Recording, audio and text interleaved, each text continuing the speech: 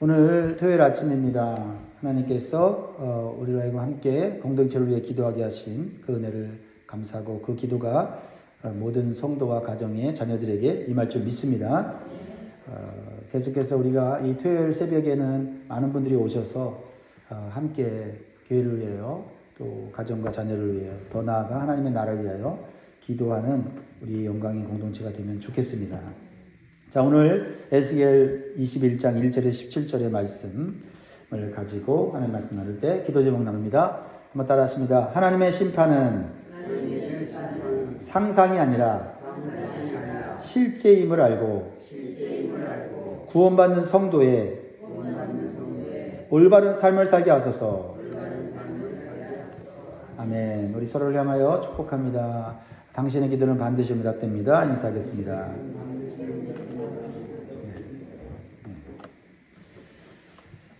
하나님은 모든 사람이 구원받기를 원하십니다. 누구보다도 하나님은 우리가 구원받기를 원하세요. 우리가 구원받기를 원하는 것보다 하나님은 더 원하세요. 그러나 회개하지 않는 죄에 대해서는 반드시 심판하십니다. 이것이 하나님의 공의입니다. 그러나 하나님의 심판은 너무나도 확실하고 철저하기 때문에, 너무나도 무섭기 때문에 하나님은 심판하시기 전에 하나님의 심판에 대한 경고를 하시고 비유나 징조를 통해서 죄를 회개하고 하나님께 돌아오기를 원하세요. 예수님께서 이 땅에 사람의 몸을 입고 직접 오신 이유가 무엇입니까? 이 죄악된 세상에 대한 하나님의 심판이 그리고 멸망이 너무나도 분명하기 때문에 먼저 죄에서 구원받을 길을 십자가로 만드신 거예요. 얼마나 그 은혜가 크고 그 사랑이 깊습니까? 그 은혜와 사랑이 요한복음 3장 16절과 17절에 분명하게 표현되어 있습니다. 하나님이 세상을 이처럼 사랑하사 독생자를 주셨으니 이는 그를 믿는 자마다 멸망하지 않고 영생을 얻게 하려 하십니다. 멸망당하지 않는다면, 이 세상에 하나님의 심판을 받지 않는다면 굳이 예수님을 이 땅에 보낼 필요가 있었겠어요? 또 그것도 예수님을 죄로 인하여 비참하게 십자가에 죽게 하시겠느냐고요. 멸망할 것이 확실하고 심판받을 게 확실하니까 이렇게 하나님이 직접 나선 거 아닙니까? 그래서 요한복음 3장 16절과 함께 17절을 같이 읽어야 돼요. 하나님이 그 아들을 세상에 보내신 것은 세상을 심판하려 하심이 아니요 그로 말미암아 세상이 구원을 받게 하려 하십니다. 근데 구원으로 끝나는 게 아니죠.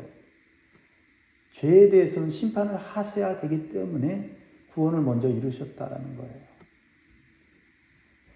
이 말씀은 죄에 대한 하나님의 심판과 멸망이 실제이기 때문에 하나님의 구원의 길도 실제라는 사실을 우리에게 가르쳐 주심을 기억하시기 바랍니다. 그런데요, 놀라운 것은 이런 놀라운 하나님의 구원이 있음에도 이 구원의 복음을 듣고 회개하고 거룩한 삶을 살기보다는 여전히 죄에 빠져 안일하게 살아가는 사람들이 너무나 많다라는 겁니다. 왜 그럴까요? 하나님의 심판을 사람의 상상으로 여기는 겁니다. 하나님의 구원도 그냥 듣기 좋은 그냥 사람들의, 종교인들의 만들어 놓은 교리라고 생각하는 겁니다. 성경에서 말하는 이야기들을 비유로, 상상으로 생각할 때 큰 고통과 멸망을 당하게 될 수 있다는 사실을 기억해야 합니다. 그래서 오늘 본 말씀은요, 에스겔 선지자를 통해서 주시는 경고의 말씀을 무시하고 하나님의 불의 심판을 비유로 여기는 이스라엘 장로들의 안일하고 어리석은 모습을 보여줘요. 그들은 하나님을 믿고 있었지만 또 이스라엘 백성들의 대표인 장로들이었지만, 그리고 그들의 죄로 인하여서 바벨론 포로로 잡혀왔음에도 불구하고 하나님의 심판이 임해서 유다 나라가 망하고 성전이 무너질 거라고는 상상하지 못했어요. 생각하지 않았습니다. 그래도 하나님이 어찌 하나님이 세우신 나라를 망하게 하며 하나님이 또 세우신 성전을 무너뜨리겠는가라고 생각했다라는 겁니다. 그러나 그것은 착각이었죠. 하나님은 기회를 주시지만 그 죄를 제거하지 않고 죄 가운데 머물면 하나님은 심판하실 수밖에 없다. 심판하시기 전에 하나님은 구원의 은혜를 베푸시지만 그 구원의 은혜를 상상으로 비유로 여긴다면 불행을 자초하게 된다라는 것입니다. 그러면 하나님의 심판이 시작이 되면 하나님도 그 심판을 멈추지 못합니다. 하나님의 심판을 통해서 죄를 철저하게 심판하지 않으면 하나님의 공의는 완전하지 않은 거기 때문에 그래요. 그래서 오늘 이 이스라엘에 임할 하나님의 불의 심판과 칼의 심판이 얼마나 무섭고 철저한 것인가를 우리가 살펴보면서 하나님의 심판에 대한 성도의 올바른 자세를 배울 수 있기를 주의 이름으로 축복합니다. 첫 번째 교훈은요. 하나님은 성소에서부터 심판을 시작하십니다. 세상에서 심판을 시작한 게 아니라 성소에서, 성전에서부터 심판을 시작하신대요. 1절, 2절을 봅니다. 또 여호와의 말씀이 내게 임하여 이르시되 인자야 너는 얼굴을 예루살렘으로 향하며 성소를 향하여 소리내어 이스라엘 땅에게 예언하라. 이것은 유다 나라에 있는 예루살렘 성소를 향해 하나님의 심판을 선포하신 것입니다. 성소는 여러분 잘 아는 대로 하나님의 임재가 거하는 가장 거룩한 곳이었습니다. 하지만 그 성소가 우상 숭배와 형식적인 종교 행위로 더럽혀졌기 때문에 하나님의 진노가 가장 먼저 임한 거예요. 그래서 우리는 한 가지 중요한 영적 원리를 발견할 수 있습니다. 하나님은 세상을 심판하기 전에 먼저 하나님의 백성들을 심판하신다라는 겁니다. 예루살렘 성소는 오늘날 교회를 상징합니다. 교회가 세상 앞에서 빛과 소금의 사명을 잘 감당하지 못하고 형식과 외식, 자기 의에 빠져 있다면 하나님은 교회로부터 심판을 시작하는 거죠. 가장 은혜를 많이 줬는데 그 은혜를 망각하고 살아간다면 하나님이 누구부터 심판을 하시겠습니까? 그래서 베드로전서 4장 17절은 이렇게 말합니다. 하나님의 집에서 심판을 시작할 때가 되었나니. 즉 하나님의 심판은 세상보다 먼저 하나님의 백성에게 임한다는 말씀이죠. 하나님은 자기 백성이 참된 예배자로 서기를 너무나도 원하셨기 때문인 것이죠. 겉모습의 신앙, 외형적인 예배, 사람 앞에서 드러나는 봉사는 하나님께서 기뻐하지 않습니다. 하나님은 예배당의 크기보다 프로그램의 화려함보다 찬양의 웅장함보다 예배자의 마음의 중심과 삶의 진실성을 더욱 귀하게 여기십니다. 예수님께서도 바리새인들을 향하여 말씀하셨습니다. 그들은 누가 보기에도 거룩해 보였고 일주일에 몇 번씩 금식을 하며 철저하게 11절을 바쳤어요. 그래서 누구도 그 사람의 신앙의 외적인 모습을 보고 욕할 수는 없었어요. 그러나 예수님은 그 마음 깊은 곳을 보셨죠. 그래서 이렇게 말합니다. 너희는 회칠한 모둠 같으니 겉으로는 아름답게 보이나 그 안에는 죽은 사람의 뼈와 모든 더러운 것이 가득하도다. 우리는 몰라요. 겉으로 봐서는 모릅니다. 그러나 하나님은 아시지요.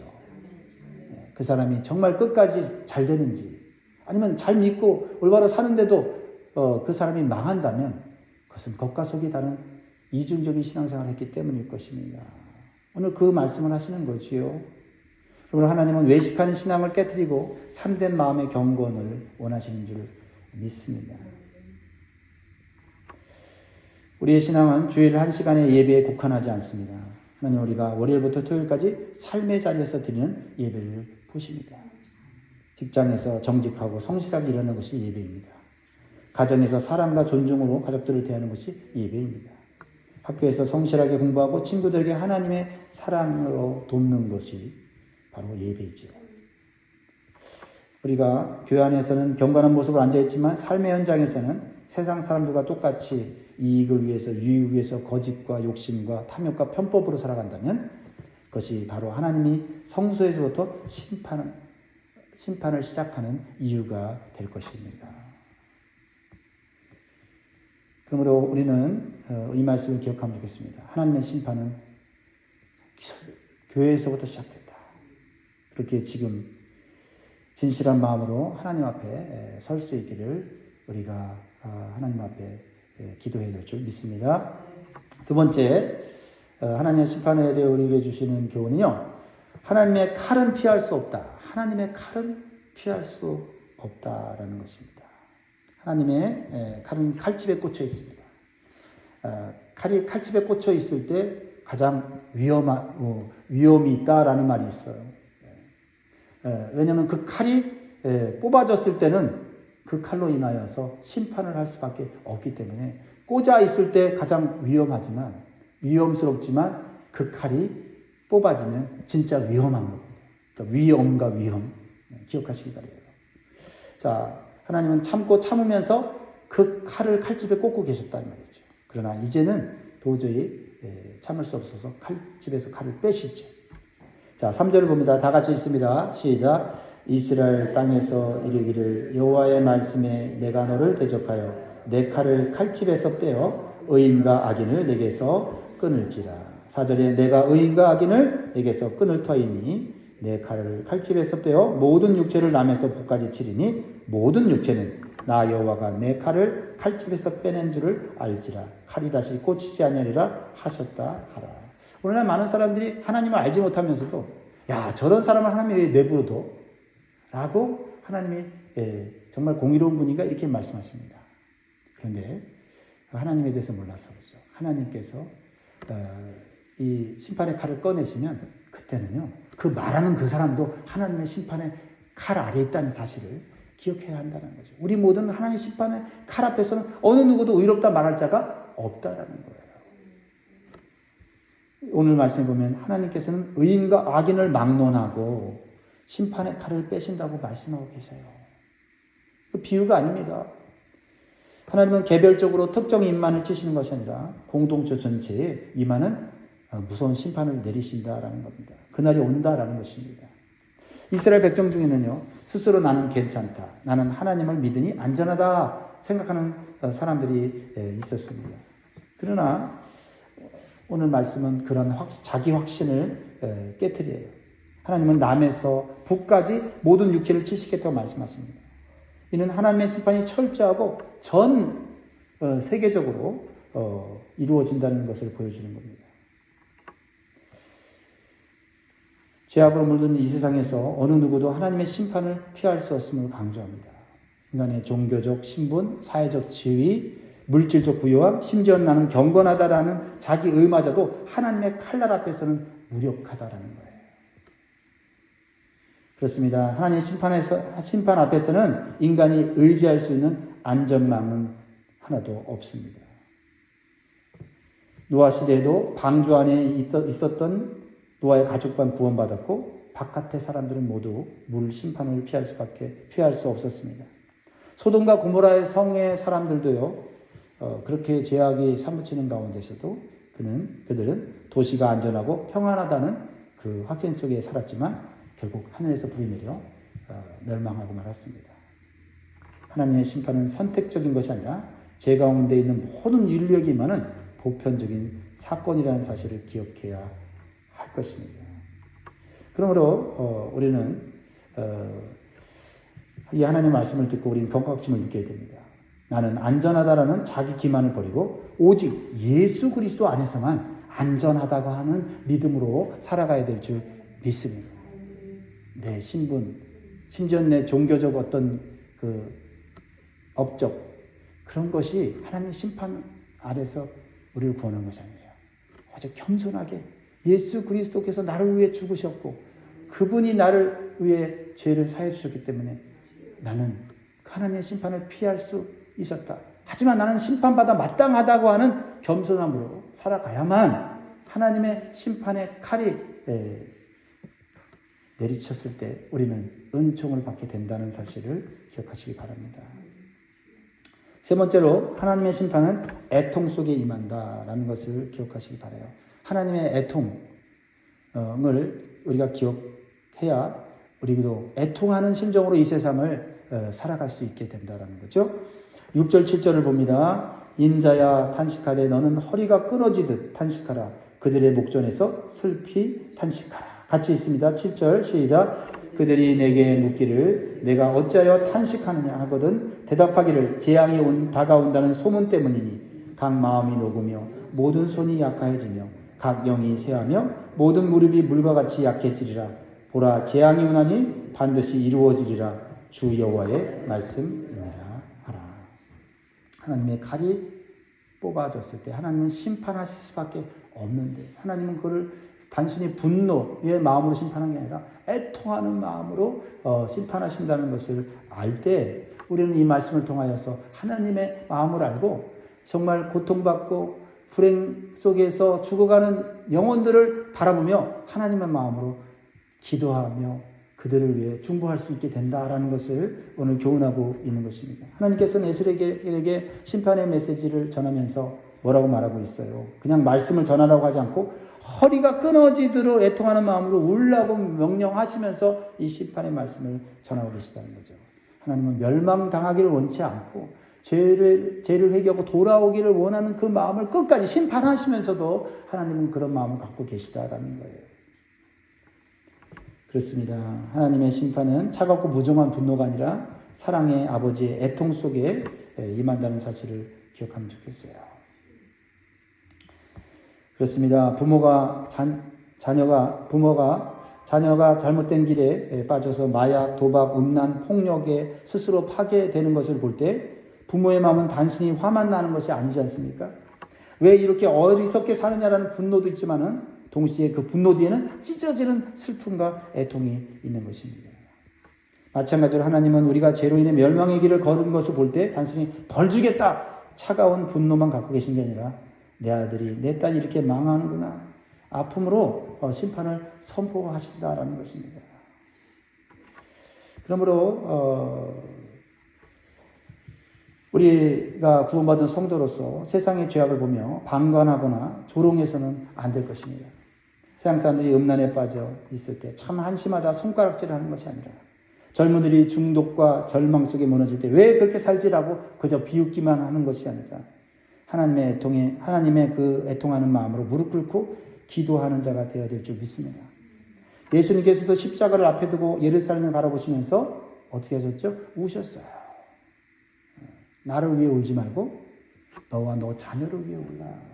예수님은 자기가 하나님의 뜻대로 사명을 감당하니 고통스럽지만 그 사명은 영광스러운 거고 올바른 길이었어요. 그러나 그들은 예수님의 십자가의 죽으심, 육체의 죽으심을 보고 눈물을 흘렸지만 사실 진짜 울어야 되는 것은 죄악으로 인해서 멸망하는 그 자신과 그 자식들이라는 거죠. 그것이 예수님의 눈물이었다라는 거죠. 그게 하나님의 마음이었다는 거죠. 그게 하나님의 애통이었다는 거죠. 오늘도 우리가 그런 하나님의 애통하는 마음, 눈물을 우리가 닮아야 될 줄 믿습니다. 그것이 이 심판받는 세상에서 우리가 우리의 경건한 마음을, 거룩한 마음을 지키며 사는 길인 줄 믿습니다. 우리의 마음이 강팍해지고 우리도 정죄하고 판단하고 그런 마음으로 산다면 우리가 구원받은 자의 모습으로 살아가는 것이 아니다라는 겁니다. 그래서 주여 제게 하나님의 눈물을 주옵소서. 세상의 죄악을 판단하고 조롱하는 자가 아니라 애통하며 중보하는 기도자가 되게 하여 주옵소서. 세 번째로 하나님의 심판은 철저하고 반복된다는 거죠. 하나님의 심판은 한 번으로 끝나지 않는다는 겁니다. 피할 수 없다는 거죠. 8절에 보면 여호와의 말씀이 또 내게 임하여 이르시되 인자여 너는 예언하여 여호와의 말씀을 같이 말하라. 칼이여 날카롭고도 빛나도다. 14절 같이 있습니다. 시작. 그러므로 인자야 너는 예언하며 손뼉을 쳐서 칼로 두세 번 거듭쓰이게 하라. 이 칼은 죽이는 칼이라 하나님을 둘러싸고 죽이는 큰 칼이로다. 그래서 하나님은 에스겔을 통해서 칼이여라고 두 번 부르세요. 히브리어에서 같은 단어를 반복하는 건 강조법으로 하나님의 심판이 확정적이고 반드시 이루어진다는 것을 의미하는 것입니다. 14절에서 두세 번 거듭쓰이게 하라는 말씀은 심판이 단발적으로 끝나지 않고 피상적으로 끝나지 않는다는 거죠. 심판하다가 누가 숨거나 누가 도망가면 피하는 게 아니라는 거죠. 하나님의 심판은요, 한번 시작되면 끝까지 이루어진다라는 것입니다. 그래서 하나님의 심판은요, 가볍게 여기면 안 돼요. 오늘 우리가 이 아침에 이 말씀을 통해서 하나님의 심판에 대한 올바른 지식과 또 의미를 깨닫기를 주의 이름으로 축복합니다. 그리고 그 하나님의 그 무서운 심판과 철저한 심판이 있기에 우리를 얼마나 사랑하셔서 예수 그리스도를 우리 가운데 보내셨는가. 그 은혜를 우리가 붙잡고 살지 않으면 우리도 하나님의 심판의 대상이 될 수 있다는 사실을 기억해야 될 줄 믿습니다. 하나님의 심판은 하나님의 공의가 다 시행될 때까지, 하나님의 분노가 다 풀릴 때까지 이루어집니다. 하나님이 참고 참을 때는 우리가 잘못하고 죄악 가운데 있어도 잠시 넘어갈 수 있지만 그러나 끝까지 하나님은 그것을 내버려 두지는 않는다라는 겁니다. 17절 마지막 절 읽고 마무리하겠습니다. 시작. 나도 내 손뼉을 치며 내 분노를 다 풀리로다. 나 여호와가 말하였노라. 그렇습니다. 하나님은 하나님의 분노가 공의가 다 시행될 때까지 그 심판을 멈추지 않는다고 말씀하고 있습니다. 여러분, 의사가 암을 수술할 때는 일부만 제거하지 않습니다. 남아있는 암세포가 있다면 다 제거하는 게 의사의 사명이죠. 그래야만 그 사람이 살기 때문에 그렇습니다. 하나님께서 죄를 끝까지 다루시는 이유는 그것이 완전히 제거되지 않으면 다시 퍼져나가기 때문인 것입니다. 그래서 어쩌면 우리가 예수님 오래 믿고 또 열심히 믿는 사람들이 때때로 징계를 받고 때때로 고통 가운데 가는 것은 그것은 하나님의 심판하기보다는 그 영혼을 깨끗하게 하셔서 누구보다도 정결하게 만들려고 하는 하나님의 은혜라는 것을 볼 수 있기를 주의 이름으로 축복합니다. 겉만 보고 우리는 판단해서는 안 될 것입니다. 오래 믿을수록 하나님에 대한 사랑을 깊이 깨달아서 우리의 죄에 대한 회개는 더 많아지고 우리의 눈물은 더 많아질 수밖에 없는 것이 바로 성숙한 그리스도인의 모습이다라는 것이죠. 나는 지금 잘 믿고 있고 나는 지금 평안하고 나는 축복받고 있어. 그래서 내가 아무런 잘못이 없다고 착각하면 안 돼요. 우리는 언제든지 죄에 대한 경각심을 가지고 그 죄 때문에 회개하지 않은 죄 때문에 망하게 된다는 사실을 우리는 기억하고 철저하게 찾아내어 회개하고 경건한 삶으로 나아가고 또한 다른 사람의 죄를 지적하고 다른 사람의 죄를 판단하기보다는 나도 저런 죄를 지을 수 있는 연약한 존재라는 사실을 생각하면서 그 죄를 짓는 자들을 불쌍히 여기며 기도해 주어야 할 줄 믿습니다. 오늘 이 말씀을 통해서 하나님의 심판은 상상이 아니라 실제로 일어날 일이고 또한 우리는 구원받은 성도로서 올바른 삶을 살기 위해서 날마다 이 말씀과 기도로 살아가야 된다는 것을 기억하시고 오늘도 감사하시면서 또 두려운 마음으로 구원을 이루시는 저와 여러분 되길 주의 이름으로 축원드립니다.